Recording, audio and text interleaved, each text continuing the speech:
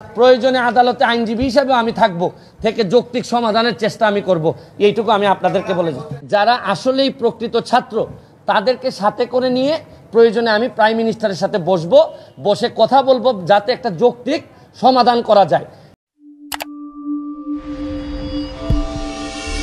কোটা আন্দোলন, কোটা সংস্কারের আন্দোলন চলতেছে। আপনারা জানেন যে গতকালকেও বিভিন্ন জায়গায় মারামারি হয়েছে, আমরা অনেকেই নিউজে দেখছি। আমার কাছে মনে হয়েছে আজকেও দেখলাম যে ছাত্রলীগও প্রোগ্রাম দিয়েছে, আবার যারা কোটা সংস্কারের জন্য আন্দোলন করতেছেন তারাও প্রোগ্রাম দিয়েছেন। তো মোটামুটি দেখা যাচ্ছে যে একটা মারামারি অবধারিত। এই পর্যায়ে আমার কাছে মনে হয়েছে যে আমি একজন এমপি হিসাবে আমার কিছু কথা বলা দরকার। প্রথম যে কথাটা বলতে চাই যে মাননীয় প্রধানমন্ত্রী, সরকার প্রধান, উনিও কোটা সংস্কারের কথা বলেছেন। যারা আন্দোলন করতেছেন তারাও একটা যৌক্তিক সংস্কার চাচ্ছেন। তো দুইজনেরই তো চাওয়া এক, তারপরও এত আন্দোলন কেন হচ্ছে? এর মানে হচ্ছে গিয়ে দুইজনের প্রতি হয়তো বিশ্বস্ততা কম, অথবা দুইজনকে বুঝে উঠতে পারতেছেন না। আমার কথা হচ্ছে যে একজন যদি বলতো যে না একেবারে কোটা থাকবে না, আর একজন যদি বলতো কোটা থাকবে, তাইলে না হয় আন্দোলনের মাধ্যমে এটা করা যেত। এখন প্রশ্ন হচ্ছে গিয়ে যে যারা প্রথমে আন্দোলন শুরু করছিলেন তাদের এই আন্দোলনকে অনেকেই আমরা যৌক্তিক মনে করছি, কিন্তু যখন এই আন্দোলনটাতে যখন রাজাকার স্লোগান চলে আসলো, যখন দেখা গেল যে সরকার বিরোধী, দেশ বিরোধী কিছু মানুষও এই আন্দোলনের সাথে জড়াই গেছে, তখন তো আর সরকার বসে থাকতে পারে না। তখন মনে হয়েছে যে এই আন্দোলনটাকে একটা সরকার বিরোধী আন্দোলনে, কোটা সংস্কারের আন্দোলন রেখে এটা একটা সরকার বিরোধী আন্দোলনের দিকে মনে হচ্ছে, এবং সরকার তাই মনে করতেছে, আমার এদের আচরণ দেখে মনে হইতেছে। তা আমার কথা হচ্ছে যে আন্দোলনটা ছিল একটা যৌক্তিক, কোটা এই যে যৌক্তিক সমাধানের জন্য, সংস্কারের। এই সমাধান থেকে এখন চলে যাচ্ছে পুরা দেশ বা এই সরকার বিরোধী আন্দোলনে, বা কে রাজাকার, কে এইসব আন্দোলনে চলে গেছে। আমি যেটা বলতে চাই, এইখানে আরেকটি পক্ষ যুক্ত হয়েছে। এটা হচ্ছে গিয়ে যে এই কোটা সংস্কারের বিষয়টি আদালতের এখতিয়ার। আপনারা জানেন যে এটা প্রধান বিচারপতির আদালতে এই জিনিসটা আছে। আপনি আদালতকে যদি না মানেন তাইলে তো আমাদের আরেকটা কনস্টিটিউশনাল একটা ক্রাইসিসে আমরা পড়ে যাব। আমার বক্তব্য হচ্ছে পরিষ্কার, যারা মুখোমুখি হচ্ছেন তাদের প্রতি আমার একটা দাবি, কারণ বেশ কিছুদিন ধরে সাধারণ মানুষের অনেক কষ্ট হচ্ছে। আমি বলছি না যে আপনাদের দাবিও যৌক্তিক, আমি বলতে চাচ্ছি যে আপনাদের এই দাবি আদায়ের যে প্রক্রিয়াটাকে আদালত পর্যন্ত একটু অপেক্ষা করা যায় কিনা। আদালত আগামী 1 মাসের মধ্যে এটা সমাধান দিবেন বলছেন। আমার একটা বক্তব্য হচ্ছে যে আপনারা আন্দোলন করতে পারবেন, আপনারা তো আজকে না করলে কালকে করতে পারবেন না, এরকম কোনো কথা আপনাদের কোথাও ছিল না। আপনারা আদালতটা দেখেন, মাননীয় প্রধানমন্ত্রী নিজেই কিন্তু কোটা বাতিল করে উনি কিন্তু এই আপনারা জানেন গেজেট প্রকাশ করেছেন, এটা কিন্তু উনিই করেছেন, এবং আমার বিশ্বাস উনি আবার একটা যৌক্তিক সমাধান উনি দিতে পারবেন। কারণ হচ্ছে গিয়ে আপনারা কোটার কথা বলে সরকার যদি ফেলে দিতে চান তাহলে তো আমাকেও ফেলে দিবেন, আমি এমপি হিসাবে তো আমিও পড়ে যাব, তাতে আমার দুঃখ নাই। যদি আপনারা ভালো কারণে আমাদেরকে ফেলে দেন অসুবিধা নাই, কিন্তু যদি এখন যুদ্ধাপরাধী এরা যদি এসে আমাদেরকে ফেলে দিতে চায় তাইলে তো আর ফেলে দেওয়ার সাথে সাথে এই যে রক্তাক্ত একটা অবস্থার মুখোমুখি যদি হইতে হয় তাহলে দেশের জন্য কোনোভাবে এটা সুখকর হবে না। আমার বক্তব্য হচ্ছে আপনারা অন্তত 1 মাসের জন্য এটাকে স্থগিত করেন, এবং প্রয়োজনে আমি আপনাদেরকে নিয়ে যারা কোটা সংস্কারের আন্দোলন করতেছেন তাদের যারা নেতৃবৃন্দ, তাদেরকে নিয়ে যারা আসলেই প্রকৃত ছাত্র তাদেরকে সাথে করে নিয়ে প্রয়োজনে আমি প্রাইম মিনিস্টারের সাথে বসবো, বসে কথা বলবো যাতে একটা যৌক্তিক সমাধান করা যায়। কারণ হচ্ছে গিয়ে আন্দোলন করে, মারামারি করে, এবং আরও একটা জিনিস দেখেন, আমি ছাত্রলীগের সাবেক নেতা ছিলাম, কর্মী ছিলাম, ছাত্রলীগ এবং যারা মুখোমুখি হয়ে গেছে, এটা কিন্তু একটা চক্রান্ত চলতেছে যে ছাত্রলীগকে কিভাবে অজনপ্রিয় করা যায়। কারণ আপনি যখন 1-2টা দলরে মুখোমুখি করবেন, এখন ছাত্রলীগ যদি কাউরে বাড়ি দেয় অথবা ছাত্রলীগ বাড়ি খায়, তখন কিন্তু হয়তো একটা খারাপ পরিস্থিতির দিকে যাবে, ছাত্রলীগকে আরও অজনপ্রিয় করার একটা প্রক্রিয়া চলতেছে। আমি মনে করি, আমি ছাত্রলীগকেও দাবি জানাবো যে আপনারা প্রকৃত অর্থে যদি কাউকে প্রতিহত করেন, তাইলে যদি দেখা যায় যে এই আন্দোলনের বাইরে থেকে কেউ এসে সরকারের ক্ষতি করতে চায়, রাষ্ট্রের ক্ষতি করতে চায়, তাদেরকে আপনারা প্রশাসনের কাছে হস্তান্তর করবেন, নিজেরা আইন তুলে নেবেন না। আমি আপনাদের এই বড় ভাই হিসাবে বলতেছি, আর যারা আন্দোলন করতেছেন তাদেরকেও আপনাদেরই বড় ভাই আমি বলতেছি যে আপনারা আদালতের দিকে একটু দেখেন। 1 মাস পরে যদি আপনাদের মনে হয় যে না এটা যৌক্তিক সমাধান হয় নাই, তাহলে আপনারা আবার আন্দোলন করতে পারেন। কিন্তু অযথা মুখোমুখি হয়ে আপনাদের পুরা ভবিষ্যৎটা সামনে, আমি চাই না আপনাদের ভবিষ্যৎ নষ্ট হোক এবং এই রাষ্ট্রে বা দেশে একটা বিশৃঙ্খলা পরিস্থিতি তৈরি হোক। কারণ এইরকম বিশৃঙ্খলা পরিস্থিতি তৈরি হইলে সরকার কিন্তু কঠিন হাতে আগাইতে হবে, সরকারের সামনে আর কোনো পথ থাকবে না।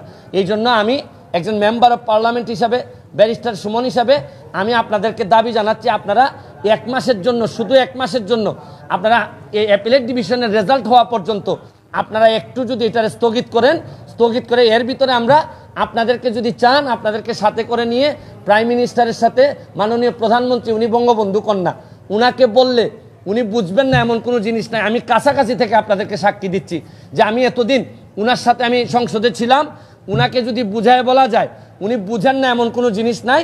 তবে আমার কাছে মনে হয় যে প্রক্রিয়ায় আপনারা আদায় করতে চাচ্ছেন এই প্রক্রিয়াটা আপনাদের সঠিক না। আপনাদের কাছে আমার দাবি 1 মাস সময় আপনারা স্থগিত করেন, 1 মাস পরে সুপ্রিম কোর্টের আদেশের পরে আপনারা, কারণ আপনারা যেটা চাচ্ছেন, আপনারা বলতে চাচ্ছেন যে আপনারা আন্দোলন সরকারের সাথে, আদালতের সাথে না। কিন্তু আপনাদের এই আন্দোলনের যেটা চান আপনারা, এটা যদি আদালত থেকে আসে তাহলে তো আর আপনাদের আন্দোলন করার দরকার পড়ে না।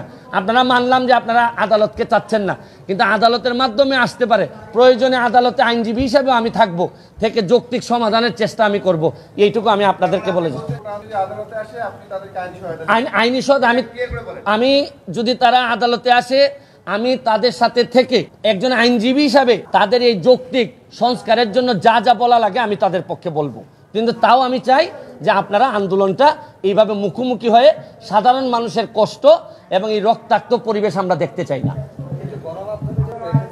আমি তো এইটা দেখেই তো আজকে এখানে মুখোমুখি হলাম আপনাদের। আমি গতকালকে যে পরিস্থিতি দেখলাম, শুনেন, প্রতিটা দল বা সংগঠন সব সময় তো একই আদর্শের উপর সব লোক থাকে না। তারা আদর্শের ব্যত্যয় ঘটায় দেখা গেল কেউ অতিরিক্ত আবেগ দেখাচ্ছে।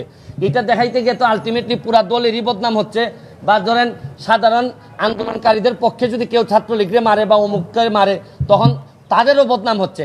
আমার কথা হচ্ছে যে সংঘর্ষের মধ্য দিয়া, সন্ত্রাসের মধ্য দিয়া এগুলাতে কোনো সমাধান আসবে না, বরং আমরা আরও পিছাই যাব। আমরা সামনের দিকে আগাচ্ছি। বঙ্গবন্ধুর সোনার বাংলা বানানোর জন্য আমাদের সবাইকে একটু ধৈর্য ধরতে হবে। আমি শুধু 1 মাসের সময় চাচ্ছি অপেক্ষা করার জন্য। আমি তো বলছি না যে আপনারা আন্দোলন একেবারে বন্ধ করে দেন। আমি বলছি যে এই 1 মাস আপনারা আদালতের সিদ্ধান্ত দেখেন, প্রয়োজনে আমরা প্রাইম মিনিস্টারের কাছে যাই, গিয়ে ওনার সাথে কথা বলি। কারণ উনি তো শুধু প্রাইম মিনিস্টার না, উনি তো বঙ্গবন্ধু কন্যা জননেত্রী শেখ হাসিনা। উনারে বুঝাইয়ে বললে, আমি নিজে পার্সোনালি উনার কাছে গিয়ে আমি দেখছি, উনারে বুঝাইয়ে বললে এমন কিছু নাই, হয় না। আপনি জানেন আমাকে মৃত্যুর হুমকি দিছিল, আমি প্রাইম মিনিস্টারকে গিয়ে বলছিলাম, উনি প্রায় 3 থেকে 4 দিনের মধ্যে বাধ্য করছেন আমাকে, যারা হুমকি দিয়েছিল তাদের সবাইকে ধরতে, এবং যারা এগুলোর সাথে ইনভলভ। কারণ আমি জানি যে উনারে বুঝায় বললে কতটুকু বোঝানো যায়। এই জন্য এই অভিজ্ঞতা থেকে একজন এমপি হিসাবে আপনাদের কাছে আমি দাবি জানাচ্ছি, অযথা এই সন্ত্রাসের দিকে গিয়ে, আন্দোলনের দিকে গিয়ে, ভাঙাভাঙির দিকে গিয়ে রক্তাক্ত অবস্থায় আমাদের কোনো সমাধান হয় না। কারণ আমরা এই গত সপ্তাহে আপনারা জানেন 3 ঘন্টা, 3.5 ঘন্টা, 4 ঘন্টা করে জেমে মানুষ বসে আছে। আমরা তো কিছুটা এগুলা থেকে মুক্তি পাইতেছি, কেন আবার এগুলাতে আমরা ফিরে যাব? আমার বক্তব্য হচ্ছে কি, আমি তো বলছি, যেহেতু আমি ছাত্রলীগের সাবেক নেতা, ছাত্রলীগের তো সবাই তো সবভাবে, আমি বললাম না, অতি আবেগে অনেকে কালকের ঘটনাটা আমাকে কষ্ট দিছে। এই কারণেই তো আমি আজকে এখানে এসে দাঁড়াইলাম। আমার কাছে মনে হয়েছে যে ছাত্রলীগ এবং সাধারণ ছাত্রছাত্রীদের মধ্যে যা হয়েছে তা অত্যন্ত দুঃখজনক, এবং এই দুঃখজনক পরিস্থিতি এড়াইতে হবে যে কোনোভাবে। এইটার জন্য, এবং কালকে যারা আহত হয়েছে, আমি সরকারের কাছে দাবি জানাবো সবাইকে পরিপূর্ণভাবে চিকিৎসার ব্যবস্থা করা, এবং যারা দায়ী, কারণ আপনি যেই হন না কেন আপনি আরেকজনকে মারতে পারবেন না। আপনি আপনার সমস্যা থাকলে আপনি অথরিটির কাছে তুলে দিতে পারবেন। কেউ যদি আপনার মনে হয় রাষ্ট্রবিরোধী কাজ করতেছে, আপনি অথরিটির কাছে তুলে দিবেন।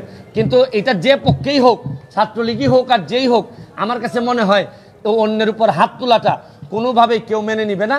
এবং আমিও জানি সরকার থেকে এই ধরনের কোনো আদেশ বা এরকম কোনো কিছু বলা নাই। অনেকে অতি আবেগে এই কাজটি করে থাকতে পারে। আমার কাছে মনে হয়েছে যে ছাত্রলীগ যদি কোনো মারধরের ঘটনায় থেকে থাকে, এইটা ছাত্রলীগের কোনো দলীয় সিদ্ধান্ত না, এটা হচ্ছে গিয়ে অতি আবেগ। ওই কিছু কিছু লোক হাইব্রিড থাকে, তারা নিজেদেরকে প্রমাণ করার জন্য ছাত্রলীগের ট্যাগ লাগাইয়া দেখা যায় আরেকজনকে মারতেছে। এরা কি বুঝে না যে আমি যখন একজনকে মারতেছি এটা সারা বাংলাদেশে ভিডিও হচ্ছে, আমার দলের ক্ষতি হইতেছে? এটা কি এরা বুঝে না? যারা বুঝে এরা কখনো মারবে না, আর যারা মারে এরা প্রকৃত ছাত্রলীগ না। এই যে আমি আপনারে বলি, আন্দোলন যখন প্রথম হয়েছে যৌক্তিক সংস্কারের বিষয়ে আমরা নানা কথা শুনছি এদের, এবং যথেষ্ট পরিমাণ সরকারও কিন্তু শোনার চেষ্টা করছেন।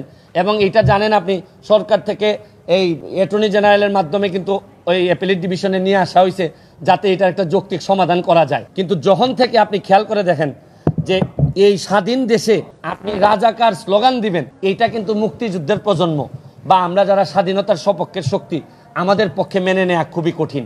এই সময় মনে হয়েছে যে এই যে প্রক্রিয়াটা শুরু হয়েছে, এবং আপনি দেখবেন যে বিভিন্ন জায়গায় এই যে জামাত চক্র, যেটা জামাত শিবির, তারা কিন্তু বসেই থাকে যে কোনো একটা এই আন্দোলনকে কিভাবে তারা ব্যক্তিগত বেনিফিট নেওয়া যায়। আমার কাছে মনে হয়েছে এরা তো সাধারণ ছাত্র, এরা তো এত বুঝে না। এই যে স্লোগান টোগান দেওয়ার মধ্য দিয়া এরা যেটা অধিকারের আন্দোলনের কথা বলতেছে এইটা অধিকারিত, কিন্তু এইটার সাথে রাজাকার এই যে স্লোগান, আপনি এই স্লোগান দেওয়ার পর বাংলাদেশের কোনো এই স্বাধীনতার সপক্ষের কোনো মানুষ এই জায়গায় আর থাকবে না। আচ্ছা, অনেকে বলছেন যে আমি অনেক আড়ালে ছিলাম বা এরকম বলতে পারেন। আচ্ছা, আপনি কি জানেন বেশিরভাগ মানুষই কোটা আন্দোলন যারা মৌনভাবে সমর্থন দিচ্ছেন বা বিরোধিতা করতেছেন, অনেকেই জানেনই না যে আন্দোলনটা কিসের জন্য। অনেকে জানেনই না যে কোটাটা আসলে অ্যাপ্লাই হয় কখন। একটা মানুষ প্রিলি, রিটেন এগুলা পাস করার পরই তো কোটা অ্যাপ্লাই হয়। অনেকে মনে করেন ধারণা যে কোটাটা মনে হয় বাড়ি থেকে নিয়ে আইসা এই কোটাতে ভর্তি করে দেওয়া হয়। আবার অনেকেই জানেন না আসলে কত % কোটাতে দিতে হয়। অনেকেই জানেন না কোটা না দিলে আপনার দেশের কি ক্ষতি হইতে পারে, মানে পিছাই আছে জনগোষ্ঠী কতটা পিছাইতে পারে। ও আমার কাছে অনেক ইনফরমেশন যেটা আমি পুরাপুরি না জেনে কথা বলি না। এখানে আবার সুপ্রিম কোর্টে আছে পেন্ডিং, আদালতের যেটা জুরিসডিকশনে আছে সাব জুডিস ম্যাটারে আমার দ্রুত আইসাই কথা বলা। আমি এইরকম, এখন তো আমি মেম্বার অফ পার্লামেন্ট, আমাকে তো অনেক বুঝে শুনে কথা বলতে হয়।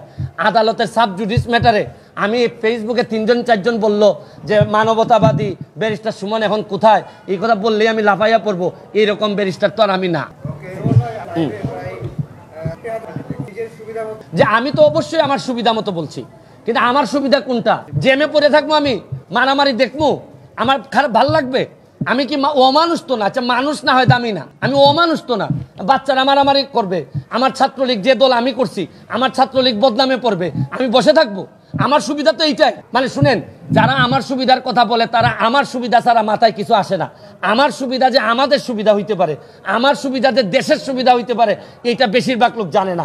এই কারণে এরা এইসব কথা বলে। Thank you.